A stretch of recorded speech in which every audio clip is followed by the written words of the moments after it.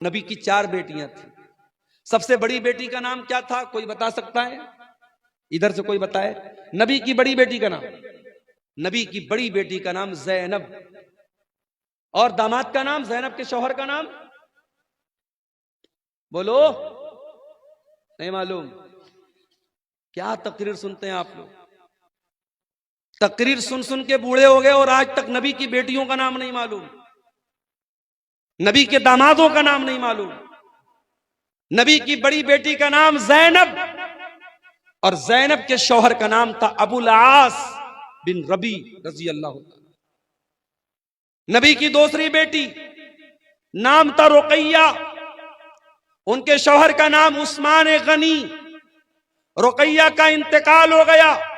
نبی نے اپنی تیسری بیٹی کی شادی حضرت عثمان سے کر دی. تیسری بیٹی کا نام تھا ام کلثوم.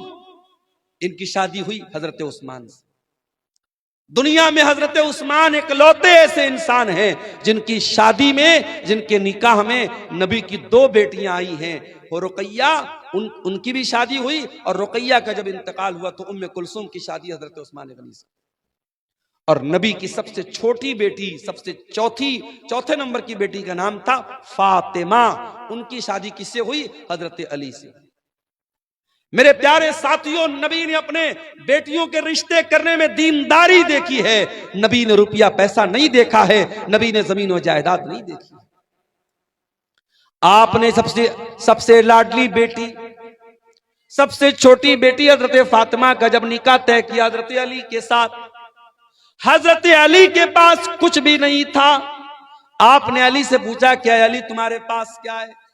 کہا اللہ کے نبی میرے پاس ایک گھوڑا ہے، ایک زرہ ہے. آپ نے کہا کہ گھوڑا اپنے پاس رکھو، زرہ بیچ دو. زرہ بولتے تھے لوہے کی ایک ڈریس ہوتی تھی جو جنگ کے میدان میں لوگ پہنتے تھے. اللہ کے نبی کے حکم سے حضرت علی نے وہ اپنی زرہ بیچ دی، جس کو عثمان غنی نے 380 درہم میں خریدا.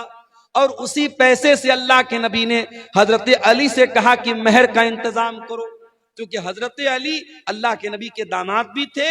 اور حضرت علی کس کے بیٹے تھے؟ ابو طالب کے بیٹے تھے. اور ابو طالب کون تھے؟ نبی کے چچا تھے. تو نبی نے اپنے چچا کے انتقال کے بعد حضرت علی کو اپنی پرورش میں لے لیا تھا. تو حضرت علی کے گارجین بھی اللہ کے نبی تھے. تو اس لیے آپ حضرت علی کے باپ کی حیثیت سے بھی یہ شادی کرا رہے تھے. آپ نے حضرت علی سے کہا تو مہر کا انتظام کرو. اور اس کے بعد چونکہ نئی گرستی تھی، نیا گھر بنانا تھا، حضرت علی کے پاس کچھ نہیں تھا، تو اللہ کے نبی نے حضرت علی ہی کے پیسے سے ایک تکیہ خریدا، ایک چادر خریدا، اور ایک پانی کا برتن مشکیزہ، ایسی ضرورت کی 4-5 چیزیں خریدی ہیں. کچھ لوگ اس کو جہیز کا نام دیتے ہیں، معاف کیجئے یہ جہیز نہیں، یہ حضرت علی ہی کے پیسے سے اللہ کے نبی نے اس کو لیا تھا اور اپنی بیٹی کو دیا تھا.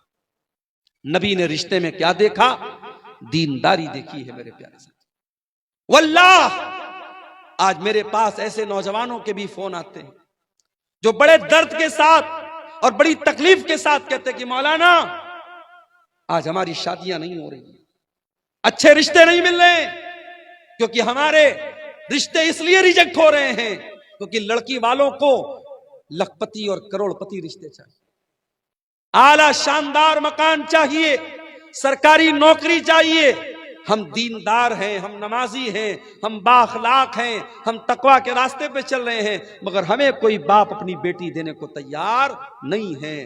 میرے پیارے ساتھیوں، جہیز کی اس گندی رسم کو اگر ختم کرنا ہے تو ہمیں اور آپ کو رشتے ناتے میں دینداری کو لانا پڑے. اللہ کے نبی کے ایک صحابی تھے، ان کا نام تھا جلیبیب رضی اللہ